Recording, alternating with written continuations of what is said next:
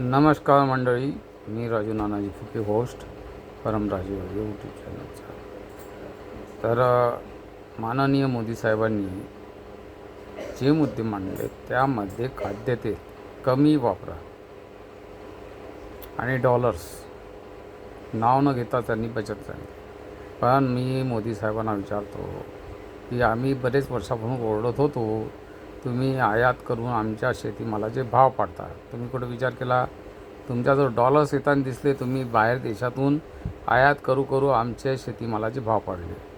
आता आपण तेलाचं खाद्याचं होतं, तुम्ही लाखो दिवे लावले अयोध्या, त्यावेळेस तुम्ही तेलाचा विचार केला काय की आहे?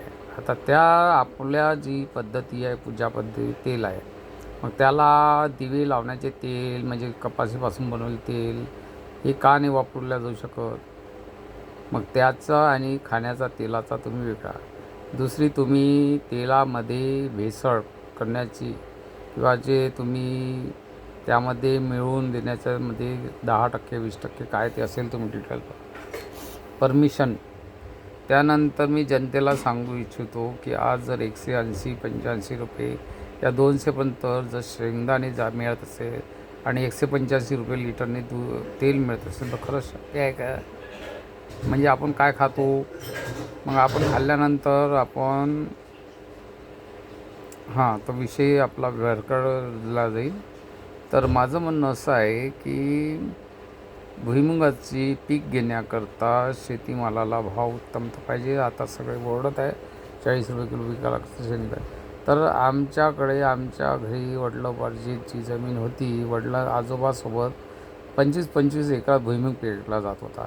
आजूबाजू होते सगळे लोक भुईमुग पेरायचे पण तिथे त्यावेळेस डुक्कर होते.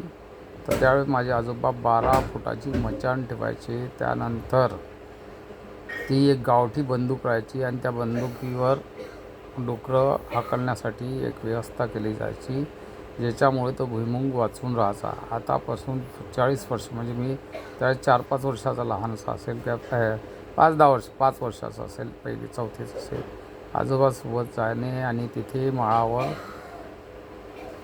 सोकारी करणे म्हणजे वाळवणे, शेंगदाणे हे ते. बऱ्याच लोकांना मजुरांना काम मिळायचा, पिकांनी हेच आहे. तर आपण तिथे शेंगा तोडण्याची प्रकार त्याकरता व्यवस्था सुगम केलेली नाही आहे. दुसरी गोष्ट, आपण जंगली जनावरं जंगल राहिलेलंच नाही, त्यामुळे त्यांचा धुमाकूळ शेतीवर आहे. त्यामुळे बरीचशी हजारो एकर जमीन ही पडीक पडून राहिलेली आहे किंवा नॉमिनल दाखवल्या जात आहे. कारण त्यावेळेस त्यावेळेस सोयाबीन हा पर्याय आपण त्या अगोदर काळा कुलथा म्हणून होता, त्याच्यावर पण पासून जी पावडर बनायची भाजून, ती एक कॉफीसारखी चांगलं एक होतं. तर आपण त्याचा उपयोग त्या रीतीने केला नाही.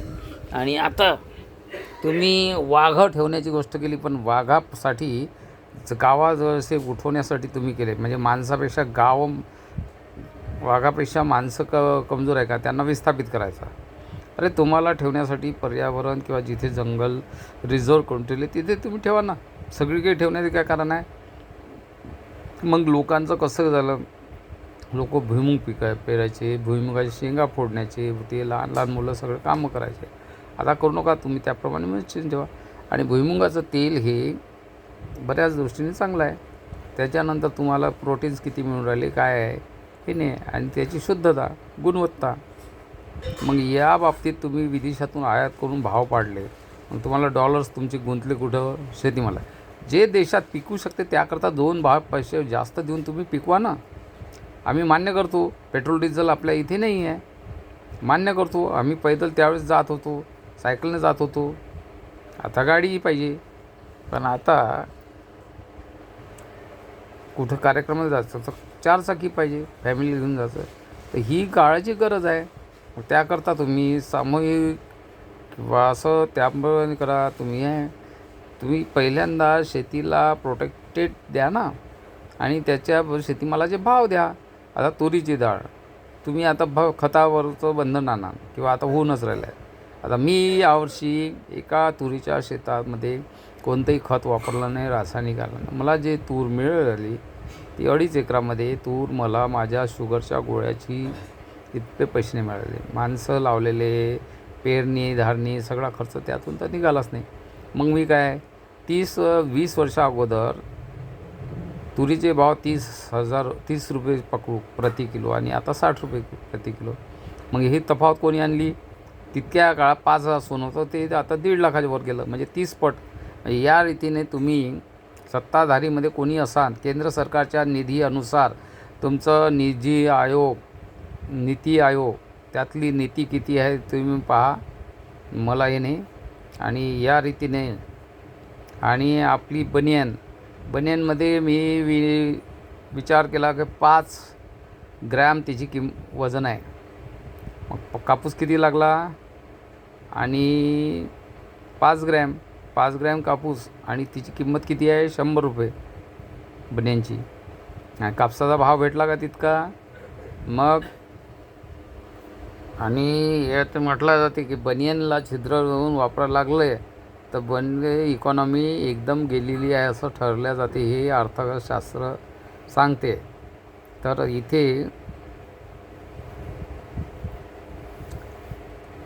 इथे आपण बनियनवर किती रुपये जातो? आता 7,000 रुपये भाव पकडला तर 1 ग्रॅमचे 70 रुपये किलो झाला. 70 रुपये किलो म्हणजे 1 ग्रॅमचे 100 ग्रॅमचे 7 रुपये झाले. 10 ग्रॅमचे 70 रुपये, 7 पैसे, 7 5 35, म्हणजे 1 रुपयाच्या जागी तिथे 90 रुपये होतात. कुठून होतात? ती बनियनच्या कंपन्या कुठं बनतात? लक्स, कोजी वगैरे हे ते ॲडव्हर्टाईज करून त्याचे कोण ॲडव्हर्टाईज करून पैसे करतात. मग एक्सपोर्ट होतो का? विदेशात जाऊन बनियन घालतात का कोणी? भारतात बनियन घालतात. बांडी घालत होती, बांडीची जास्त दिवस ती राहायची, टिकायची आणि कपडाच होता नागमोती धोतर. आणि हे तर मग जो शेतकरी पिकवायचा त्याची गरज कमी होती. आता गरज किती वाढलेली आहे, प्रत्येकांना आहे. त्यानंतर अहेर पद्धती सुरू झाली. माझा परम किसान नागरी एकता मंच आहे आणि मी परमराजा नावाने मी सगळ्यांना सांगतो की आपले पैसे कसे वाचवायचे. फार मोठ्या खर्चामध्ये जायचं नाही. लग्नसुद्धा पुढं हार तुऱ्यावर करायचं आणि कोणीही अहेर आंदण द्यायचं नाही. आणि हे सगळं जी काही द्यायची असेल तर संपत्ती स्वरूपात पाहायचं किंवा ती विशेष नाही, कोण हे नाही, ती समोरच्या वाढले पाहिजे. पैसे देऊन, नगदी देऊन, खर्च करून, फटाके फोडून, माझे वडील नेहमी सांगायचे की स्वतःच्या पैशानं फटाके फोडणं होणार नाही, पण दुसऱ्याचे भेटलेले फटाके हे मातीमोल करूनच उडणार. बरं, याबद्दल नाही. आपण काय आपले जी रूढी आहे, खर्रे आहे, हे आहे, दारू आहे, यामध्ये जे काही असं ना व्यसनाधीन झालं असेल ते एकमेकाला आपण आज द्यायची आणि दुसऱ्याकडून अपेक्षा करायची, असं नका. आणि आपल्यातली एकता कायम राहिली पाहिजे. कोणाला काय घेणं देणं आहे ते त्यांना वैयक्तिक बघावं. मी त्याबद्दल जास्त डिटेल्समध्ये जात नाही. परंतु विदेशातून आयात धोरणं ठरवा आणि जनतेनेही महाग झाले तरी चालेल समंजसपणा ठेवा, कारण शेतकरी जगला तर आपण जगू. इतके बोलून मी माझे 2 शब्द संपवतो. धन्यवाद. जय हिंद, जय भारत.